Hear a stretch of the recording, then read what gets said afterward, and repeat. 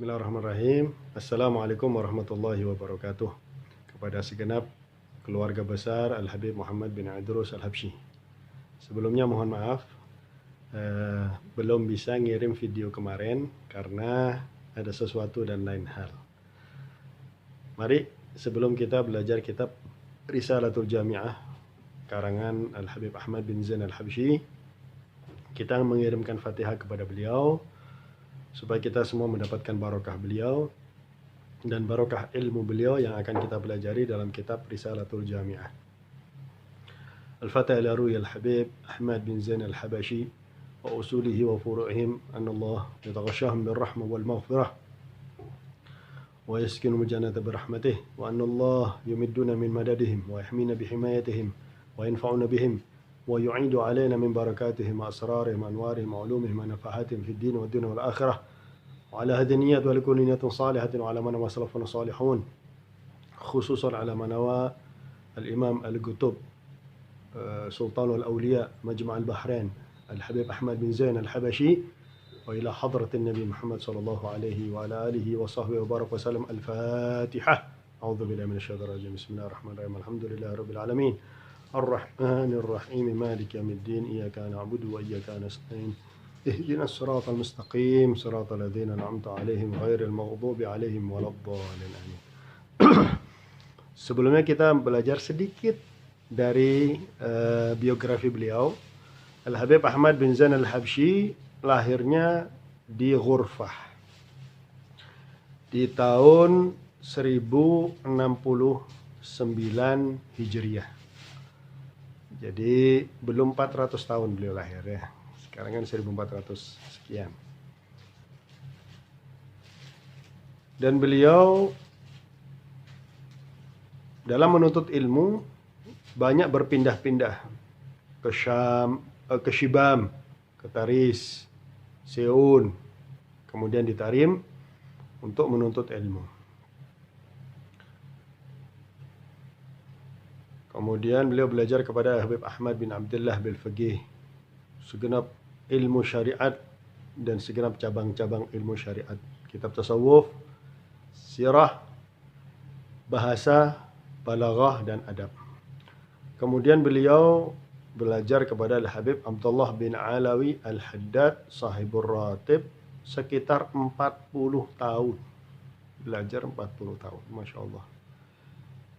Qari'an alaihi, beliau membaca lebih daripada 70 karangan, 70 kitab dalam berbagai macam ilmu. Masya Allah. Sehingga terakhir membaca kitab Muwatta al-Imam Malik. Dan beliau ini datang dari Ghurfah ke Tarim setiap hari PP, naik onta dengan membawa semua kitabnya yang jaraknya sekitar 40 kilo. Kita bayangkan dulu naik onta, nggak ada jalan seperti sekarang, susah menuntut ilmu dulu. Pernah sekali waktu ketika beliau sedang belajar berdua, murid-muridnya yang lain belum datang, muridnya Habib Abdullah Haddad. Tiba-tiba ketika sedang mengajar, Habib Abdullah Haddad ini terdiam. Kemudian ditanya, ada apa Habib? Saya ini ditawari makomnya Syekh Abdul Qadir Al-Jailani Sultanul Awliya. Sedangkan saya sudah punya makom. Apakah kamu mau, wahai Ahmad bin Zain? Mau. Diberikan kepada Imam Ahmad bin Zain makom Sultanul Awliya. Sudah jadi Sultanul Awliya, bukannya berhenti belajar. Terus belajar kepada Habib Abdullah Haddad. Tiap hari datang buka kitab, padahal sudah jadi Sultanul Awliya ini. Luar biasa. Nah, sampai sebelum Al-Habib Abdullah bin Alawi Al-Haddad meninggal, beliau mengatakan, kamu adalah khalifahku wahai Ahmad bin Zain, dan ketika aku meninggal, makomku ini engkau pegang, Qutbul Irsyad wa Ghawthul Ibad wal Bilad. Sehingga Al-Habib Ahmad bin Zain dijuluki Majma'al Bahrain, yang mengumpulkan dua lautan, yaitu yang mengumpulkan dua makam, Sultanul Awliya dan Qutbul Irsyad wa Ghawthul Ibad wal Bilad.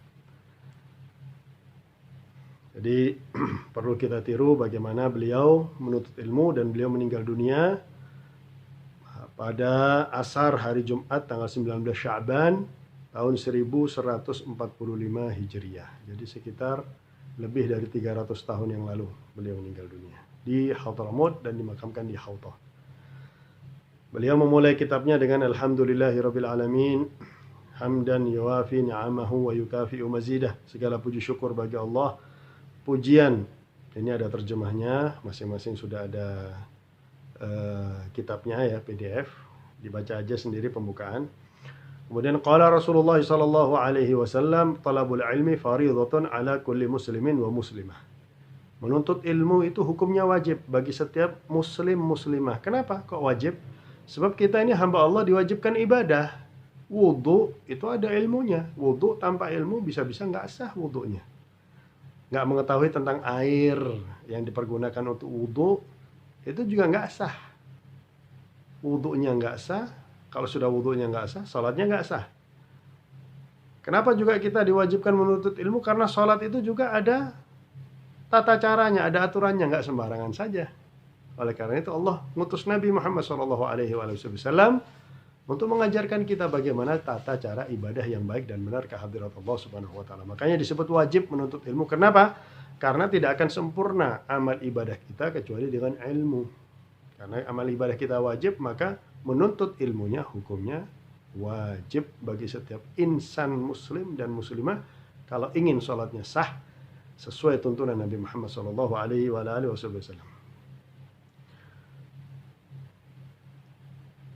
Kemudian beliau menyampaikan lagi, man salaka tariqan yaltamisu fiha ilman salakallahu bihi tariqan ilal jannah. Barang siapa yang berjalan di jalan ilmu, sekarang alhamdulillah dengan teknologi ini dimudahkan, kita belajar dari rumah masing-masing, tinggal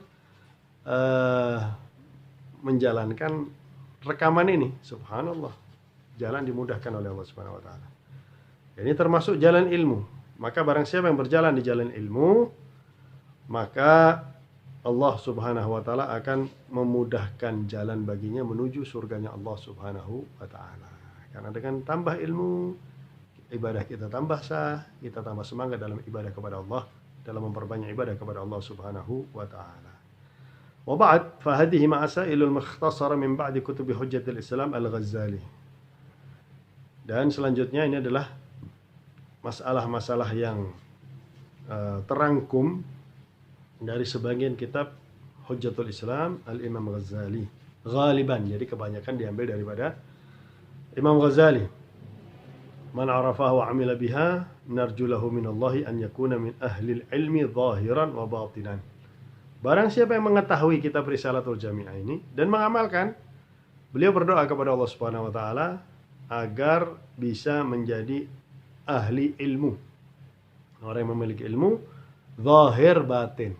Padahal kitabnya kita lihat hanya kecil, tapi yang ngarang siapa? Yang ngarang orang besar. Yang ngarang wali, mengumpulkan dua maqam. Doanya juga insya Allah dikabulkan oleh Allah. Semoga kita semua mendapatkan barakah doa beliau tadi. Amin ya rabbal alamin. Wabillahi taufik. Semoga Allah memberikan kita taufik dan hidayah. Dimulai dengan arkanul Islam khamsatun. Rukun Islam itu ada 5. Syahadatu alla ilaha illallah wa anna Muhammadan Rasulullah. Mengucapkan 2 kalimat syahadat. Asyhadu an la ilaha illallah wa asyhadu anna Muhammadar Rasulullah. Ini bagi yang lahir tidak dalam keadaan Islam atau bapak ibunya bukan orang Islam. Maka ketika dia ingin masuk Islam, dia harus mengucapkan 2 kalimat syahadat. Tapi kalau kita sudah lahir dalam keadaan Islam, maka nggak perlu lagi kita mengucapkan 2 kalimat syahadat. Wa iqamus salah, dan mendirikan salat. Mendirikan salat 5 waktu yang diwajibkan oleh Allah, hanya 5 waktu. Yang kalau kita ambil satu waktu 1 jam, 5 jam dalam sehari semalam masih lebih banyak, sisanya 19 jam. Maka mari kita laksanakan salat, terutama yang wajib. Kemudian kita tambahi dengan yang sunnah sebisa kita. Wa ita'uz zakat, dan memberikan zakat. Menunaikan zakat. Zakat apapun, terutama zakat fitrah ya. Wa shaumu Ramadan, dan berpuasa di bulan Ramadan. Wa hajjul baiti man istata'a ilaihi sabila, dan haji ke rumah Allah, ke Baitullah, Makkah al-Mukarramah, Ka'bah al-Musharrafah, Haramain. Man istata'a ilaihi sabila. Nanti akan dibahas masing-masing ya tentang rukun Islam ini bagi yang mampu untuk melaksanakan haji. Tapi beliau menambahi, gak hanya rukun Islam 5 ini aja, tapi ma'al ikhlas. Dengan ikhlas kita melaksanakan sholat, ibadah dengan ikhlas. Karena kalau kita ikhlas, gak ada beban. Gak ada beban.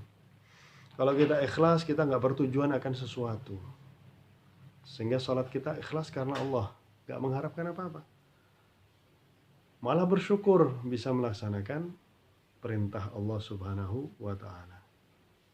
Watasdiq, dan juga dengan yakin, dengan membenarkan bahwasanya semuanya itu adalah datangnya dari Allah subhanahu wa ta'ala.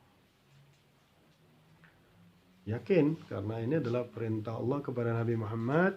Kemudian Nabi Muhammad diperintahkan oleh Allah untuk menyampaikan kepada kita sebagai umatnya. Faman lam yakun mukhlisan fahuwa munafik. Ya Allah, di sini masuk juga tasawuf ya. Makanya Risalatul Jami'ah itu masuk tasawuf, masuk fiqih, masuk tauhid. 3 ilmu yang dirangkum secara ringkas. Ini kalau bukan orang yang betul-betul alim gak bakal bisa. Barang siapa yang gak ikhlas, maka dia adalah munafik. Orang yang munafik. La ilaha illallah. Kenapa kok dibilang munafik kalau dia gak ikhlas? Karena dia ibadahnya mengharapkan sesuatu. Atau ibadahnya mengharapkan ingin dipandang oleh orang lain, ingin mendapatkan pujian. Kan sebagaimana disampaikan dalam Al-Quran, idza qamu ila sholati qamu kusala. Orang munafik itu kalau sholatnya malas. Yura'unan nasa. Mereka mengharapkan pujian, riya, mengharapkan dipuji oleh manusia. Wala yadhkurunallaha illa qalila. Mereka tidak ingat kepada Allah sama sekali dalam sholatnya kecuali sedikit saja. Makanya beliau ini meringkas. Orang kalau sholatnya nggak ikhlas, mengharapkan pujian dari Allah, maka dia pujian dari manusia, bukan dari Allah, maka dia adalah orang yang munafik. Na'udzubillah min dzalik. Memang ikhlas itu harus dilatih sedikit demi sedikit sehingga menjadi ikhlas karena Allah Subhanahu wa ta'ala. Nah, ini kita lihat orang munafik aja sholat. Idza qamu ila shalat. Kalau mereka sholatnya malas-malasan. Tapi kalau sudah dilihat oleh orang lain, seperti semangat sholat, khusyuk, berusaha supaya dia mendapatkan pujian dari manusia. Na'udzubillahi min dzalik. Maka dia adalah munafik. Jadi kalau yang munafik aja sholat, bagaimana yang nggak sholat? Na'udzubillahi min dzalik. Semoga Allah menjaga semua keturunan Habib Muhammad bin Idrus Al-Habsyi bisa menjalankan semua perintah Allah, menjauhi semua larangan Allah. Wa man lam yakun musaddiqan biqalbihi fahuwa kafir. Dan barang siapa yang tidak membenarkan di dalam hatinya rukun Islam yang 5 ini, maka dia adalah orang yang kafir. Na'udzubillah min dzalik. Tidak membenarkan syahadat, tidak membenarkan sholat, tidak membenarkan tadi apa itu? Menunaikan zakat, puasa di bulan Ramadan, dan tidak membenarkan semua hal yang berkaitan dengan 5 rukun Islam ini. Fahuwa kafir. Na'udzubillah. Ini yang ngomong bukan saya. Yang ngomong Al-Imam Majmu' al-Bahrain Al-Habib Ahmad bin Zain Al-Habsyi. Maka mari kita sebagai keturunan Habib Muhammad bin Idrus, kita sebagai hamba Allah dan juga sebagai keturunan Habib Muhammad bin Idrus, jangan sampai membuat malu Habib Muhammad bin Idrus kelak di hari kiamat. Karena beliau, sebagaimana yang saya sampaikan, nanti insya Allah akan saya upload, saya masih di luar kota. Ada kabar gembira bagi semua keturunan Habib Muhammad bin Idrus, baik laki ataupun perempuan. Luar biasa. Nanti saya akan upload. Insya Allah saya akan foto kitabnya, saya akan terjemahkan. Sekian pelajaran hari ini, insya Allah akan kita sambung hari Senin yang akan datang. Semoga bermanfaat bagi kita semua dan mendapatkan berkah dari Habib Ahmad bin Zain, mendapatkan berkah dari Al-Habib Muhammad bin Idrus Al-Habsyi. Wabillahi taufiq wal hidayah wa ridha wal inayah. Wassalamualaikum warahmatullahi wabarakatuh.